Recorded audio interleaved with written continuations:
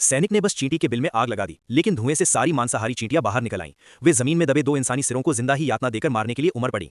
अजीब बात यह थी कि चींटियों की विशाल सेना को अपनी ओर आते देख भी घुंघराले बालों वाला आदमी बिल्कुल नहीं डरा, बल्कि उसके चेहरे पर एक अजीब सी मुस्कान थी। मजबूत कदकाठी वाला दोस्त पूरी तरह हैरान था। वो तो पहले ही डर के मारे कांप रहा था, लेकिन ये आदमी मजे में बातें कर रहा था और दावा कर रहा था कि सैनिक अभी पेशाब करने जाएगा। दोस्त को उसकी बात पर यकीन नहीं हुआ, लेकिन अगले ही पल सैनिक सच में पेट पकड़कर एक तरफ चला गया। ये देखकर वो दंग रह गया।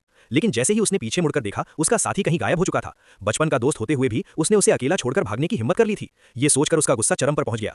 तभी अचानक सैनिक वापस आ गया, लेकिन घुंघराले बालों वाले ने उसे एक डंडे से मारकर ढलान से नीचे गिरा दिया ताकि दूसरा सैनिक जांच करने आए।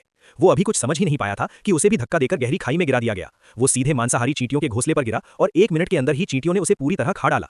दोस्त को लगा था कि उसका साथी उसे बचाने आया है, लेकिन सच्चाई इसके बिल्कुल उलट थी। घुंघराले बालों वाला आदमी न सिर्फ ठंडे मन से सब देखता रहा, बल्कि आराम से बैठकर शराब पीने लगा।